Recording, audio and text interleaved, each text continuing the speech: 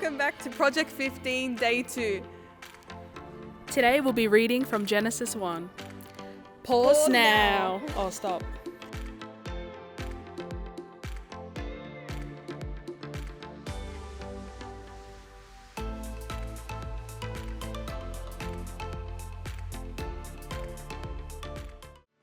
Well, good day, teenagers. In the last episode, we began to look at Genesis chapter 1. And I mentioned that the main point of Genesis chapter 1 is to reveal to us this Creator God who is singular. He's not many gods, He is one God, and He's created the universe, the heavens and the earth. And the pinnacle of His creation is humanity. Humanity is made in His image. We are made to know God and to have a relationship with Him and to declare His praises to the world and to reveal the identity of the Creator to the world.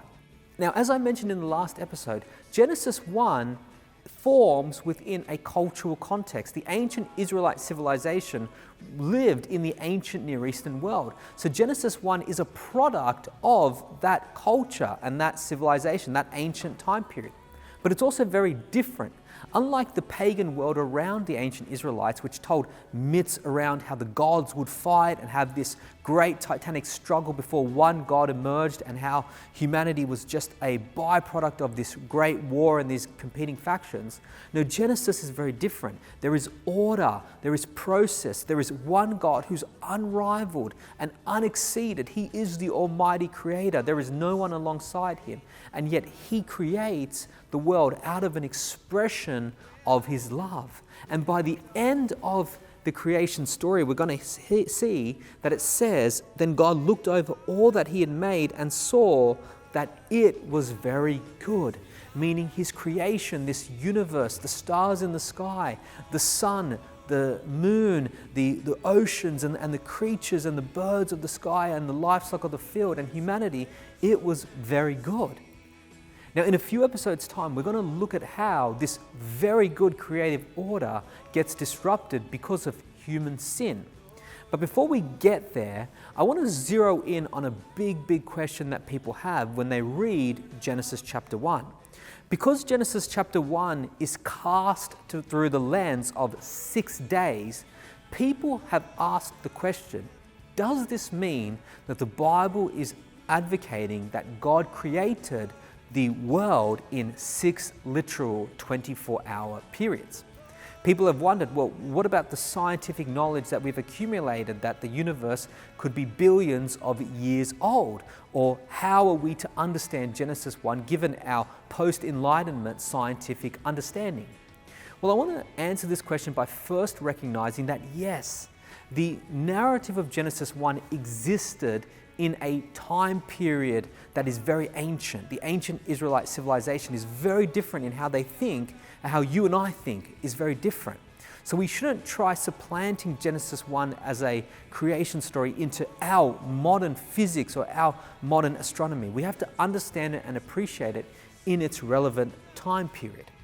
Now, although there are many people who advocate that Genesis is declaring that there were 6 literal days of creation, and you can interpret it that way, that's up to you. I certainly don't want to be legalistic about anything I'm about to say. When we study the book of Genesis in its ancient context, and remember, context is always essential. We can't understand the book of Genesis through our modern lens. We've got to understand it as the original audience understood it. I think it's important to note that if you plant yourself in the ancient Near Eastern world, we can realize that the 6 days of creation are not actually teaching 6 literal days. They're making the point that God has created the earth and everything. He's created the universe, but Genesis 1 is not arguing for the time period that it took God to do that. That is a question for science. But we should expect science to see the hand of God. So when the Bible talks about there being a creator, we should see that in the diversity of creation. We should see that in the information that is behind the creative world. We should see that through the order of creation, and we should see that also through the diversity of life. And we should also see that through when we look at the cosmos and we look philosophically about arguments for a beginning and the like, we should see definitely that there are scientific ramifications from what we read in Genesis 1. But we should recognize that Genesis chapter 1 is actually doing something very, very different. You see, when we approach the world from a scientific point of view, we in the 21st century ask questions around order and process, how something came to be. But in the ancient world, they were asking very, very different questions. Their study of science was a study of the who and the why. They were more concerned about function rather than process. So look at it this way. If you want to make a cake, you and I can describe the process or the ordering of making that cake and the ordering of placing it in an oven and it baking over a period of time. But the ancients weren't concerned about how you made the cake, they were concerned about what the cake was for, namely eating it. Ancient people wouldn't have been concerned about the process behind how cars were made. They would have been concerned about what the car was for, if we were to take a car back in time, that is. So when ancients understood the world around them or the scientific world around them, they weren't concerned about process or time. They were concerned primarily about function. They were concerned about what was the function of the earth, what was the function of the sky or the waters, what was the function of the land or creatures that dwelt on the land, what was the function of humanity. So they weren't asking scientific questions about process. They were asking why had God created the universe and what was the purpose of it? What was the point of creating humanity? And when we understand that, and we understand Genesis in its ancient time period, this gives us a window into what the 6 days of creation are all about. Now notice from the start, it's very difficult to argue that these are 6 literal days, regardless of what your scientific knowledge is. For one, the Hebrew term yom, which we translate as a day, in Genesis 1 itself, doesn't simply refer to a 24-hour time period. It can refer to part of a day. It can refer to the whole day itself. But it can also refer to an undesignated time period. For instance, the 7th day doesn't have a beginning or an end, which means it cannot be a literal 24-hour time period. So what were these 6 days of creation about?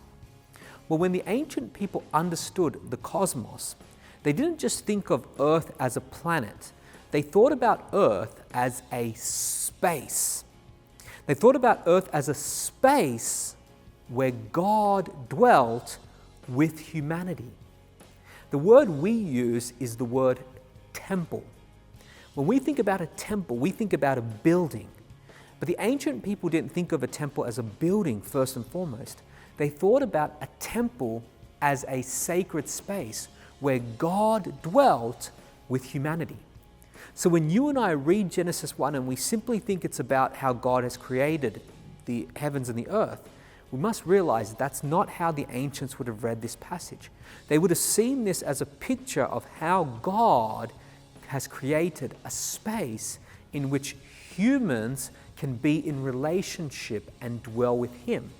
So this is not really a narrative about the creation of the earth, in so much as it is a narrative about how God has created His temple, a place where He can be in relationship with humanity.